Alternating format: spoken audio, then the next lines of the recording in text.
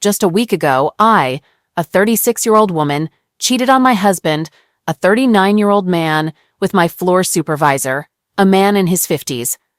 It's painful to admit, but I believe in taking responsibility for my actions. Let me provide some context. My husband and I were supposed to attend a work party together, but our babysitter canceled, leaving my husband to care for our child at home. I made the decision to go to the party alone and ended up spending the night at a hotel with my supervisor. Looking back, I can now see how my behavior was already a sign of the mess I was about to create. There was an odd tension between me and my supervisor ever since he was transferred to the same floor where I work a few months ago.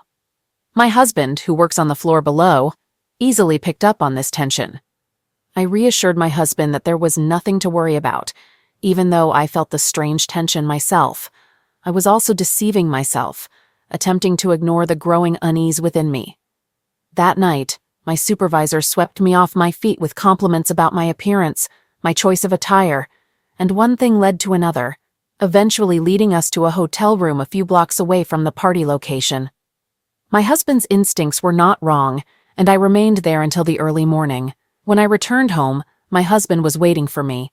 He inquired about why I was at the X hotel when the party was scheduled at the Y hotel. Regrettably, I had forgotten that we share our locations through a location-sharing app. I couldn't deny it any longer. I had cheated on him, and I had been planning it for weeks, fully aware of the consequences it would have on our family. It wasn't a spontaneous mistake. It was a deliberate choice. And now, I must face the repercussions. Our marriage wasn't perfect, but I had no right to betray his trust in this manner. I've been grappling with low self-esteem and body image concerns ever since I gave birth last year. Shedding the baby weight has proven to be a challenge, and it's made me feel less attractive. I must confess that my husband fits the typical male stereotype and hasn't been very attentive to my struggles. I've been hitting the gym in recent weeks and managed to lose a few pounds, but he hardly seemed to notice. Our bed life has become less exciting and fulfilling, especially since we're both exhausted from looking after our energetic toddler. I understand that none of these factors can excuse my actions, but I believe they provide important context. On that particular night, I let go of my inhibitions because I longed to feel desired, attractive, and sexy again. Knowing that my actions have hurt him and our family deeply fills me with guilt. We've had our share of ups and downs, but I genuinely love him. While I can't undo what I've done, I'm fully committed to making amends. He's willing to grant me a second chance. He's experienced the pain of his parents' divorce and is determined not to let our child become a victim of my actions. He asked me to sever all ties with my supervisor, even if it meant giving up a potential career opportunity. I was torn because the job could have advanced my career, but deep down, I knew he was right. It wasn't just about the job, it was about the promises we made. I needed some time to think it over and eventually decided to prioritize my family over the job. I believe it was the right choice. As much as I want to mend our relationship, I recognize the depth of my husband's pain. I've hurt him profoundly, and my actions have left emotional scars. I'm determined to make things right, but navigating the aftermath is challenging. I can feel his anguish, and it's heart-wrenching to realize the extent of the damage to our relationship. I'm thankful that he's willing to give us a chance through counseling. I'm committed to being the kind of wife he deserves, but I understand that healing will take time and effort. I'm completely aware of the feelings of inadequacy he's dealing with, and I understand his right to feel that way. It's a difficult situation for him, and I deeply regret putting him in this position. I'm here to make amends, but I'm also being realistic. The path to redemption is lengthy, and there's no assurance that things will return to the way they were. Ultimately, it's about what's best for our family, and I'm ready to do whatever it takes to rebuild trust and respect. Thank you for taking the time to read this. I'm sharing not to seek sympathy, but to acknowledge my mistakes and the journey I'm on to make things right. It's a challenging process, but I'm learning every day. A lot has occurred, and I wanted to provide you all with an update on how things have been unfolding.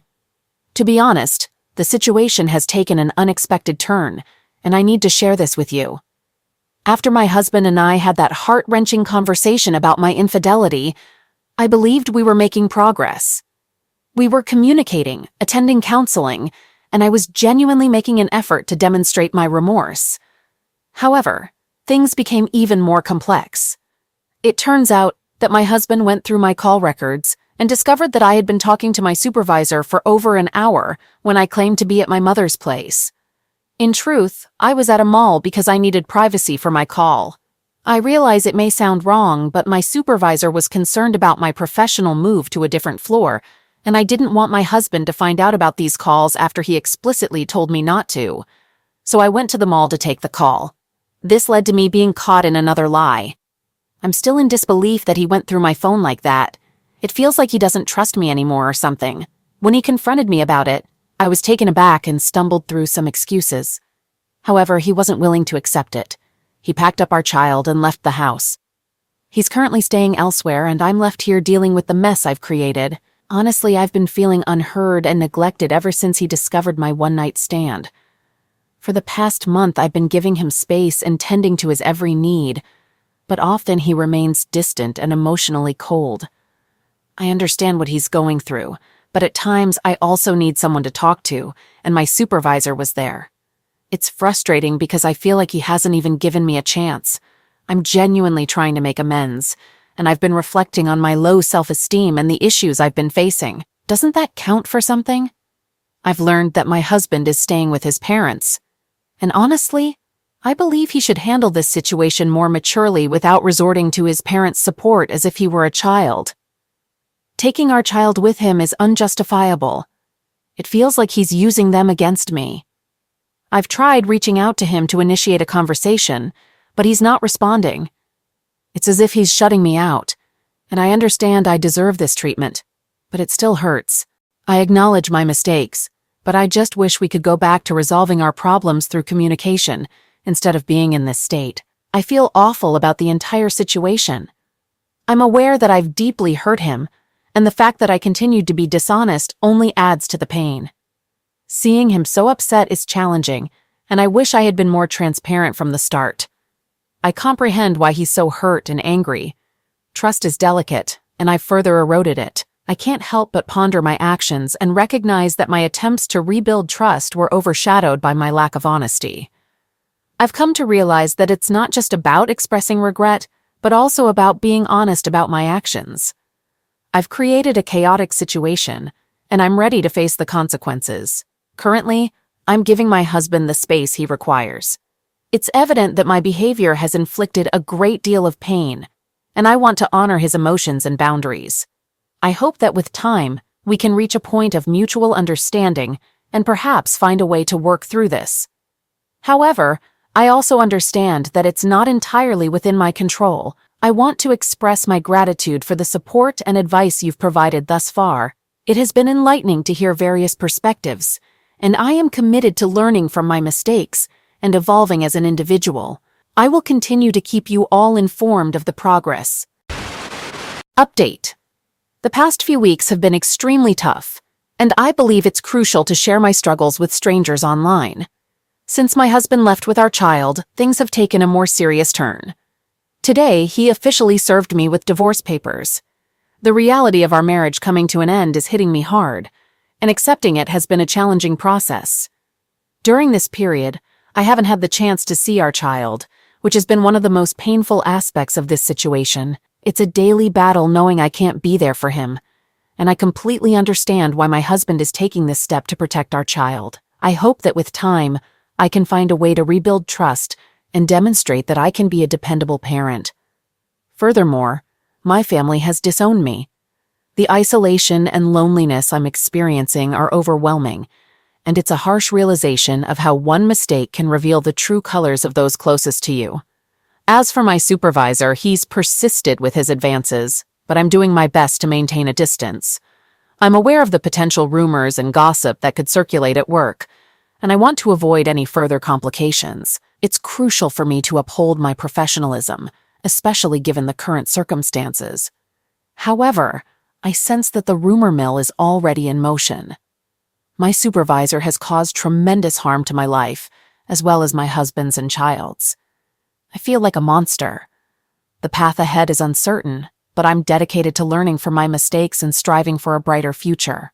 I'd like to express my gratitude to those who have offered their support and insights throughout this journey.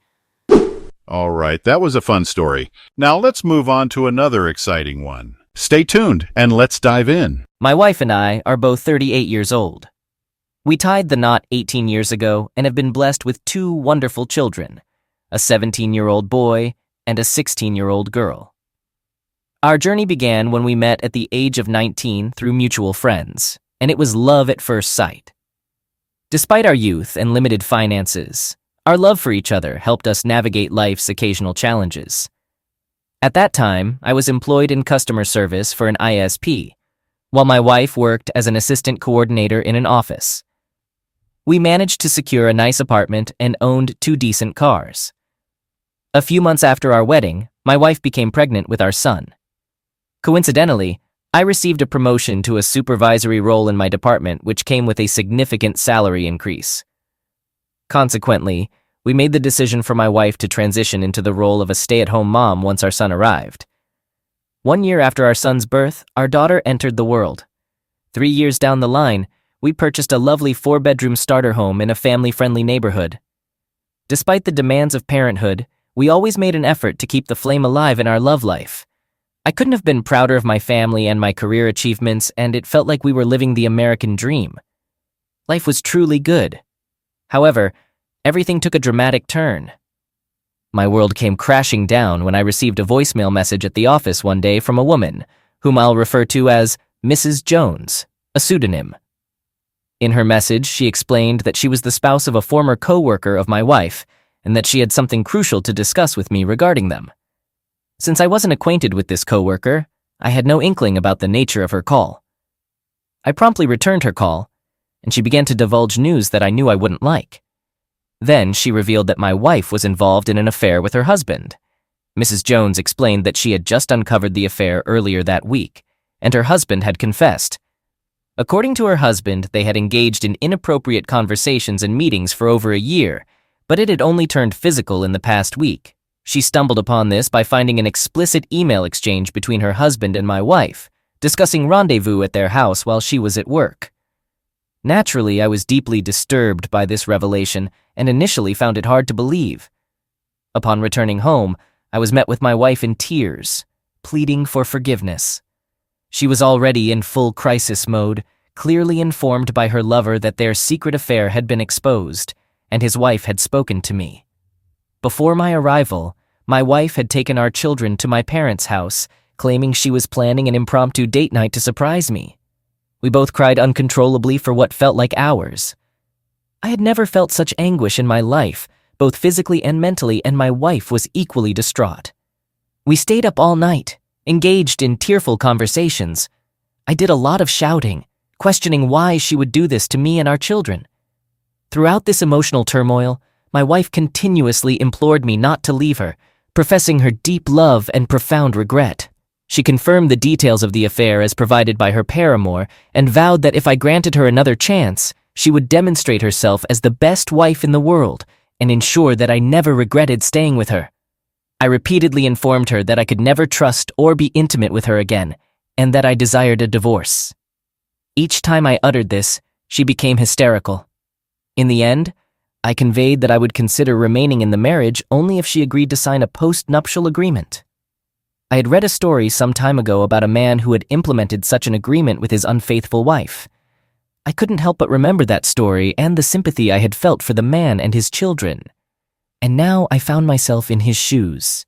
The agreement would detail the affair and stipulate that, in the event of a future divorce, by either of us following this affair, she would not be eligible for alimony and would only be entitled to 25% of jointly held assets as opposed to the standard 50%. Additionally, we would both maintain 50-50 custody of our children, with the primary residence of the children being with me. I presented her with the choice: accept the postnuptial agreement or proceed with an immediate divorce, in which case she would receive alimony, 50% of the assets, and likely gain primary custody of the kids. She chose to proceed with the post-nuptial agreement, but requested that we exclude the affair from the document due to her shame. I firmly declined this request, emphasizing that without acknowledging the affair, there would be no foundation for the agreement. However, we did agree to keep the affair confidential between ourselves, a significant mistake, as I'll explain later, and attempt to move forward from it. Nevertheless, I expressed my doubt that we would ever be more than roommates co-parenting our children. She consented to keeping the secret, cried profusely, and vowed to spend her life if necessary to regain my trust and unconditional love. In the subsequent week, I consulted a divorce attorney, and within 2 weeks, we had a signed and filed postnuptial agreement in place. Subsequently, I insisted that both of us undergo STD testing and arranged for DNA tests for our children, given my complete lack of trust in her at that point. While the STD panels caused her additional shame and embarrassment, she was deeply saddened and depressed by my request for DNA testing. She swore that the children were mine, but eventually agreed to the tests, understanding that my trust in her had plummeted. Over the next 2 years, we endured a wretched existence. We were living a facade, which was toxic to our emotional well-being and sanity.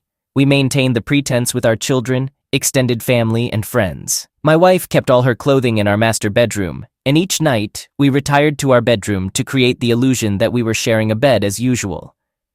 However, I would then have her discreetly move to the spare bedroom for the night, as I wanted no physical contact with her. For a full 2 years, we never slept in the same bed. In front of our children, family, and friends, we would display affection, holding hands and sharing light kisses on the lips. However, when we were alone, I completely ignored her and treated her with cold indifference. Over time, I grew to despise my wife.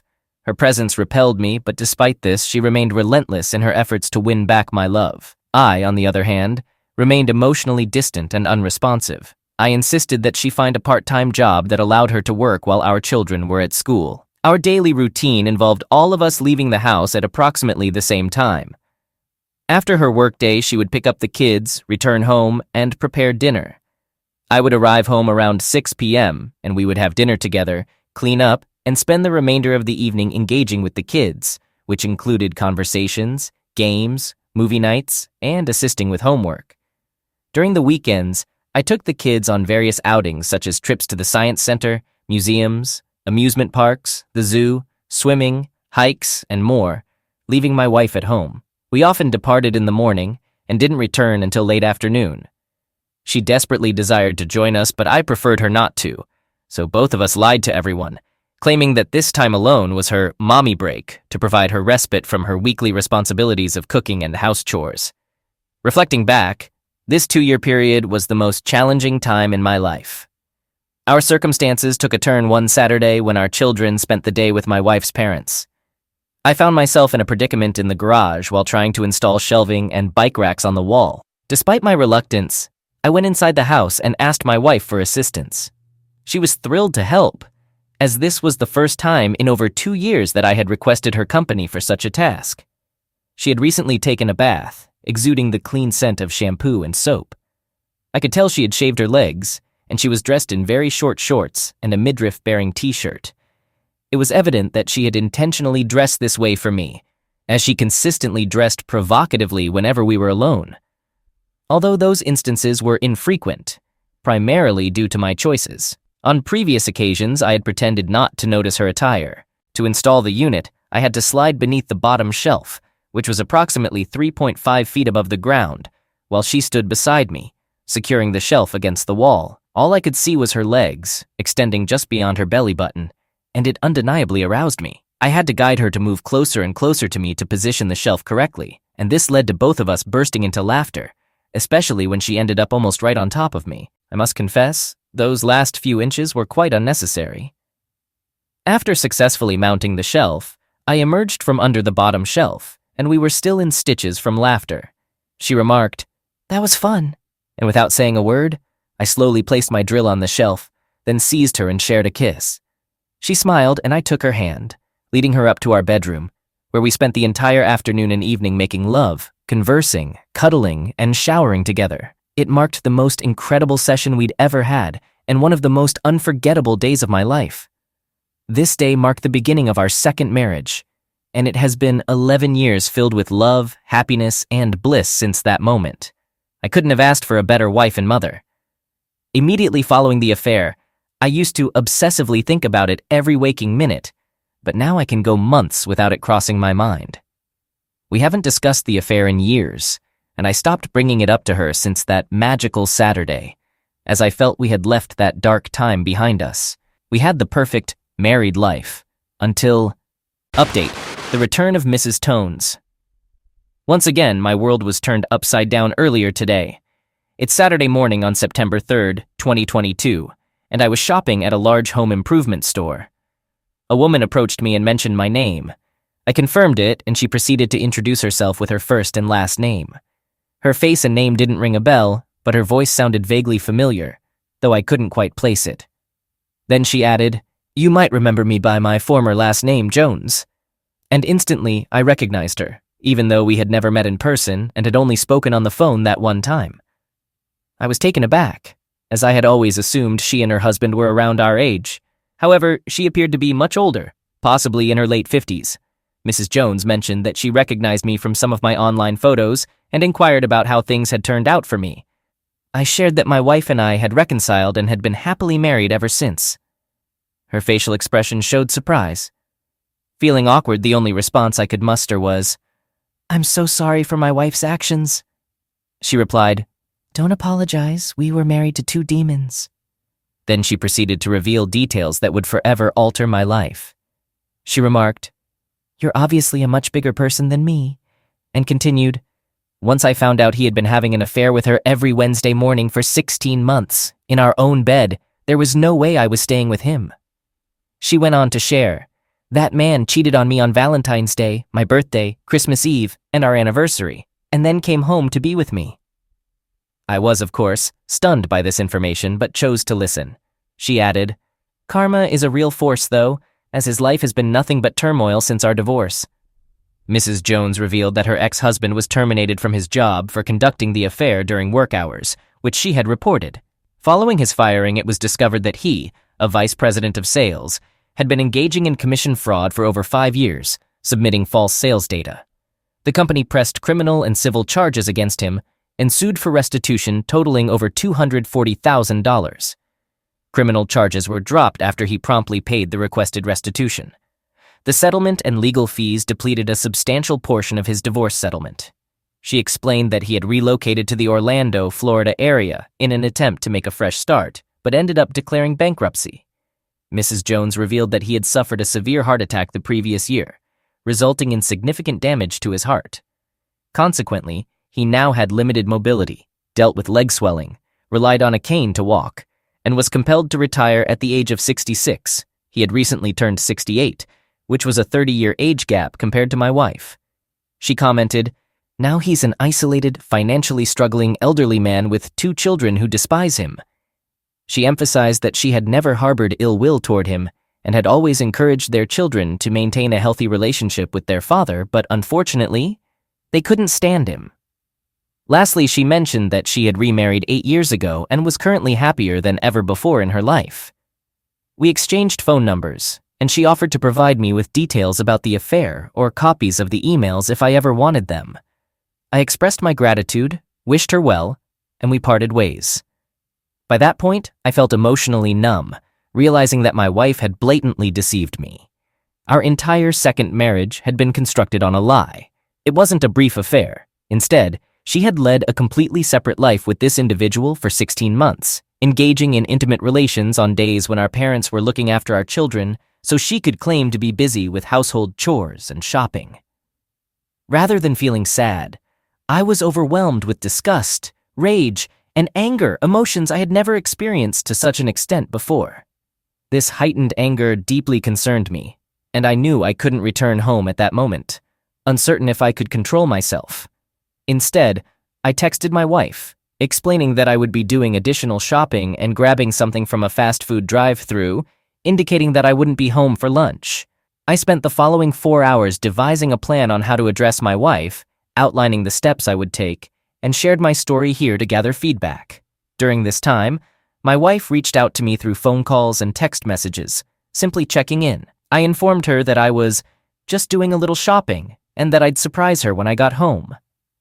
She seemed somewhat suspicious and concerned, likely because I typically don't shop much, but she replied, "Okay, I love you. See you when you get here. Here's the action plan I devised. Confront my wife this evening, which is Saturday. Move her belongings into the spare bedroom tonight. Inform our children tomorrow. Share the news with our parents on Labor Day. Meet with an attorney on Tuesday to draft an in-house separation agreement. At the end of the 90-day period, I will make a decision among 3 options. 1. Reconciliation. 2. Divorce. Or 3. Extending the evaluation period by another 90 days. Update. I intended to provide an update last month, but a lot has been happening in both my personal and professional life lately. Firstly, on the career front, I received a promotion to Vice President of Customer Service. After working for 5 years at the internet service provider, I transitioned to a customer care manager position at a large privately held industrial company. Over the past 13 years, I've steadily climbed the corporate ladder to reach the top position in the department. My family and my employees are thrilled for me, and I'm proud that my years of hard work have been acknowledged and rewarded. This new role involves both in-state and out-of-state travel, which will serve as a welcome distraction as I navigate the personal challenges that lie ahead in the coming year or so. Now, moving on to the matter at hand, I confronted my wife, and she admitted to everything. She explained that she hadn't disclosed the full story 13 years ago because she believed I would divorce her if I knew the truth. The affair persisted for 16 months. They reconnected while waiting in line at a national coffee house, which she frequented daily. Subsequently, they began meeting there every Wednesday to discuss their workplace. On their 3rd meeting, he invited her to his house to see his new exercise spin bike. She acknowledged that she knew it was wrong and had an idea of what might transpire, but she couldn't resist. She disclosed that their first encounter took place on a sofa in his basement, but afterward, they continued their liaisons in his marital bed. She then admitted that they engaged in everything and did not use protection.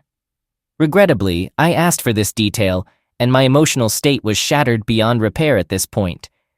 She acknowledged that despite her infidelity, she ensured I was sexually satisfied throughout the affair. She emphasized how she initiated these encounters and fulfilled all my desires.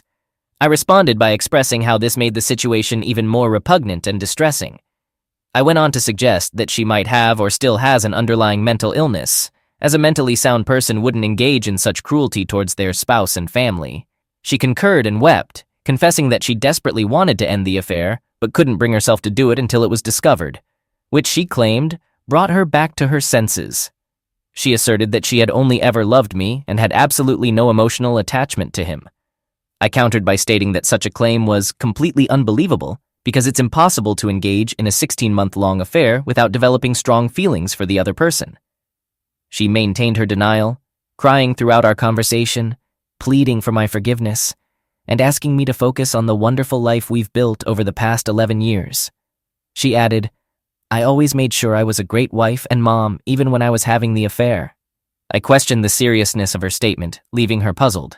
I drew a comparison, stating, "That's like a professional thief telling a judge, 'Judge, I've been an upstanding and law-abiding citizen over the past 16 months, except for the banks I robbed every Wednesday morning.'" I firmly asserted that she was far from being a good wife and mother during that period. In fact, she was quite the opposite. She sobbed in agreement and expressed a desire for psychiatric help and therapy. She then asked if I would support her on this journey, to which I replied that we would discuss it. When I inquired about why she chose to be with him, she cried and pleaded, "Please stop saying that to me. I feel so terrible, and I've suffered mentally because of this for 13 years. I pressed her to tell me why, and she explained, "I was young, impressionable, and isolated as a stay-at-home mom, and he was this mature man who was the most respected and successful figure in the company. I couldn't believe he was showing interest in me. I know it was incredibly foolish and morally wrong, but you wanted the truth."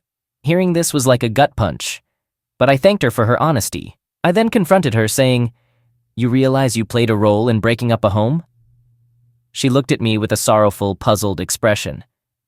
I went on to inform her that the Joneses divorced shortly after their affair, and their children no longer have a relationship with him. She cried and admitted, "That's terrible. I feel so guilty for what I did." I asked, "You didn't know any of this?" She replied, "No, I completely blocked him from my mind after you confronted me." I continued, "You probably aren't aware of your former lover's current condition, are you?" She responded, Stop calling him that. You are my lover, and you have been for 19 years and always will be. I informed her, Mr. Jones suffered a severe heart attack and is in declining health, residing in Florida. She questioned, "Why are you telling me this, even though I don't wish harm on anyone?" I replied, "I thought you might want to know about someone you were involved with." She adamantly stated, "Stop it, stop it. I never loved him. I've moved forward and want to leave those difficult days behind." I then made a hurtful comment saying, "Well, if things don't work out for us, I'm sure he'd appreciate having his young companion back to assist him." With that, she burst into tears, rushed to our bedroom, threw herself on the bed, and cried for an hour. I felt a pang of guilt and considered apologizing, but refrained, recognizing that my comment was minor compared to what she and her former lover did to me and Mrs. Jones. I allowed her to let out her emotions and then went upstairs to say, "All right, it's time to move your belongings to the spare bedroom." She pleaded and begged, but I remained firm, and she reluctantly assisted me in relocating all of her possessions to the spare bedroom. I won't deny it was emotionally challenging. She was in tears, and I shed quite a few myself, discreetly during bathroom breaks, as I didn't want to display my emotions in front of her. The conversation with our children went as well as one could hope for. Initially, my wife couldn't face them and wanted me to break the news, but then she joined us and took it upon herself to explain everything while keeping her composure. They were upset and disgusted with her, and they became very attached and concerned about me during the first couple of weeks after our talk. However, as we spent more time together discussing everything, they are gradually beginning to come to terms with the situation. They both expressed that they still love their mom deeply, but their perception of her has been forever altered, at least for now. Talking to our parents turned out to be even more challenging than I had expected. All four of them were visibly upset. Our mothers were crying heavily, which in turn brought tears to our father's eyes, and I found myself breaking down as well. During both meetings, we had to pause multiple times to regain our composure. What deeply affected them was the fact that they had been looking after our children while my wife was involved with someone else. Strangely, both sets of parents carried a sense of guilt about this. They remain upset with my wife, with the exception of my mother, who has softened her stance a bit.